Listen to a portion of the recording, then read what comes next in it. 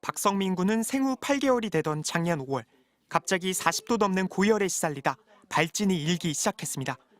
원인을 찾아 한 달여간 크고 작은 병원을 돌아다닌 끝에 부천 세종병원에서 급성 혈관염의 일종인 가와사키병 진단을 받았습니다.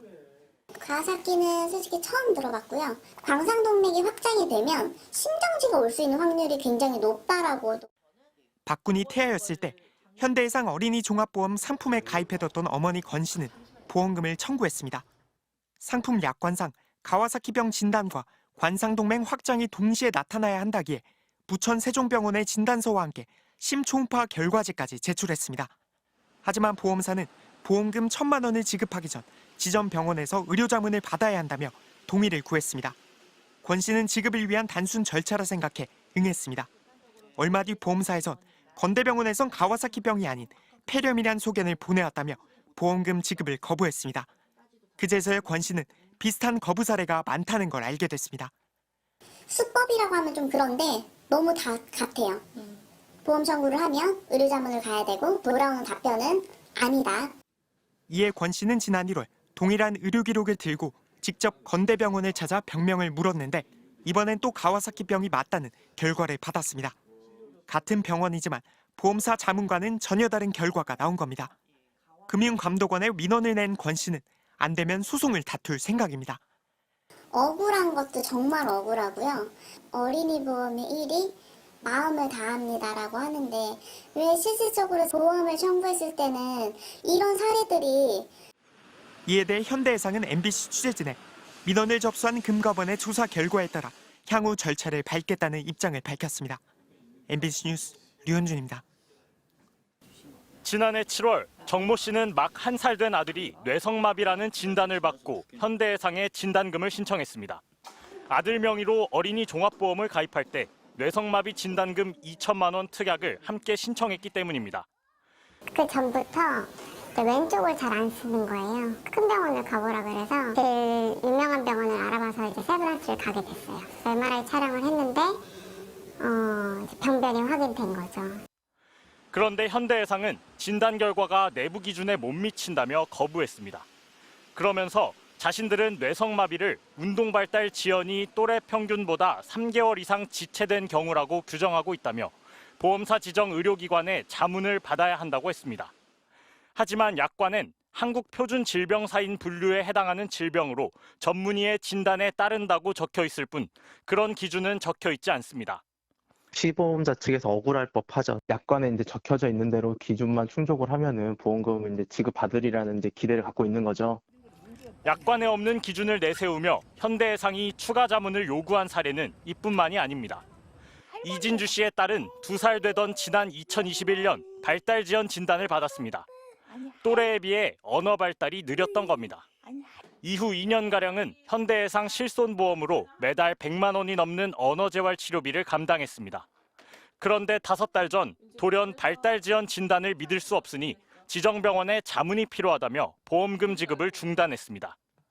몇 달을 버티다 자문을 받았더니 이 씨의 딸은 치료가 무의미한 영구장애에 해당한다는 답이 돌아왔습니다. 이어 현대해상은 영구장애 진단 시 보험금 지급이 면책된다는 내용의 약관을 근거로 보험금 지급을 중단했습니다. 이에 대해 현대해상 측은 영구장애일 수 있으니 재판단을 받아보자는 취지였다고 설명했습니다.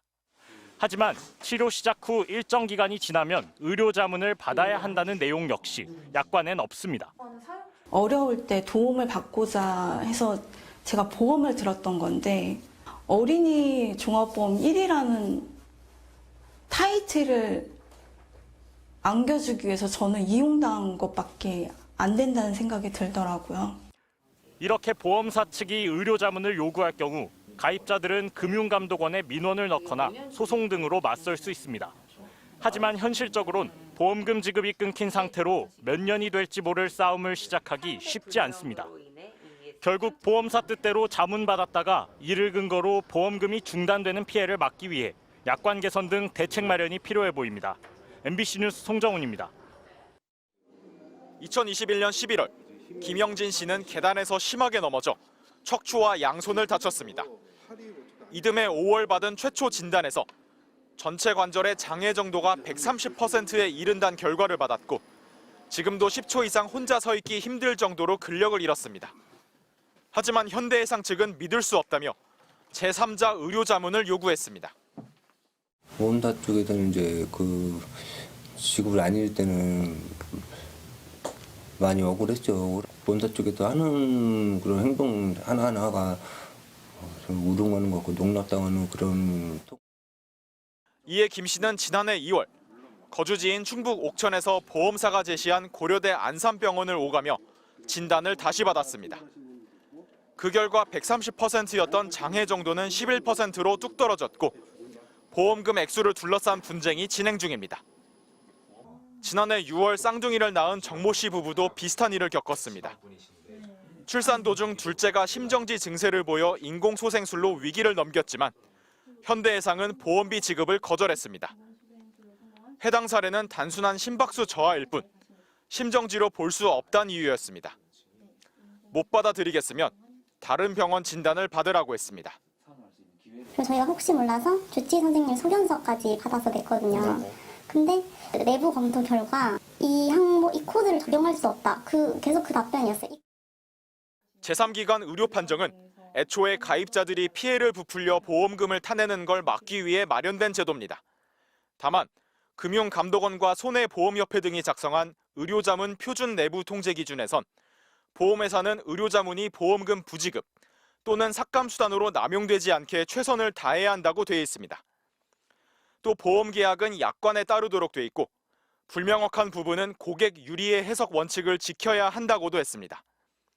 하지만 일부 보험금을 깎거나 안 주는 수단으로 악용되는 게 문제란 지적도 나옵니다.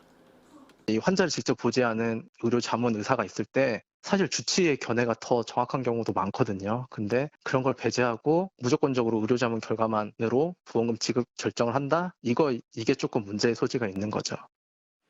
이에 대해 현대해상 측은 지난해 하반기 기준 전체 보험 청구 건수는 모두 800만 건, 이 중 의료자문 실시 건수는 약 5천 건으로 0.06%에 그친다고 말했습니다. 또 주치의들의 판단을 중시하는 쪽으로 관계 기관과 제도 개선을 협의 중이라고 밝혔습니다. MBC 뉴스 변윤재입니다.